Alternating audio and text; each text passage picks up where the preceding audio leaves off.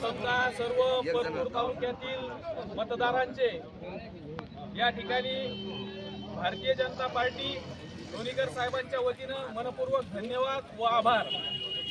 आज पाहतोय आपण की पाचव्यांदा लोणीकर साहेब आमदार म्हणून भरपूर अशा मताधिक्याने या ठिकाणी विराजमान झालेले आहेत।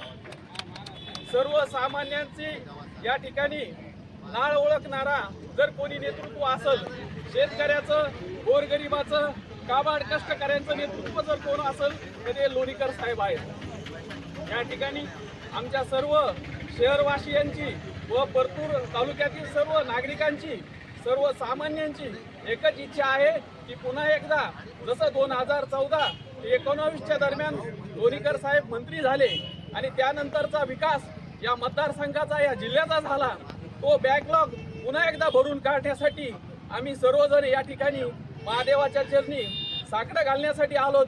प्रार्थना केली, मनोभावे आरती केली आणि पुन्हा एकदा महादेवाला विनंती केली की आमच्या लोणीकर साहेबांना पुन्हा एकदा या ठिकाणी मंत्रिपदाची माळ त्यांच्या गळ्यामध्ये पडावी। मंत्री हे ते भारतीय जनता पार्टीसाठीच गरजेचं आहे असं नव्हे, तर सर्वसामान्यांचा आवाज हा लोणीकर साहेबांचा आहे आणि सर्वांना असं वाटतंय की लोणीकर साहेबांनी मंत्री झाल्यानंतर सर्वसामान्यांच्या कुटुंबामध्ये त्यांचा हातभार लागतो, यासाठी त्यांना मंत्री करावं।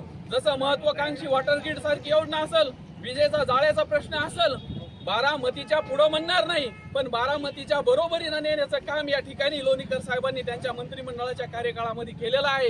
यानंतरच्या काळातही ते नक्कीच या मराठवाड्याचा बॅकलॉग राहिलेला आहे तो भरून काढतील। मराठवाडा वॉटर ग्रीड सारखी महत्वाकांक्षी योजना त्यांनी त्यावेळी संकल्पित केली होती, ती पूर्णत्वाकडे त्यांच्या माध्यमातून जाईल अशी या ठिकाणी आम्ही सर्वजण अपेक्षा बाळगतो आणि आपण सर्वजण या ठिकाणी आला त्याबद्दल सर्वांचे मनपूर्वक धन्यवाद, आभार व्यक्त करतो। पुन्हा एकदा महादेवाच्या चरणी साकडं घालतो, प्रार्थना करतो की लोणीकर साहेबांना मंत्रिपदावर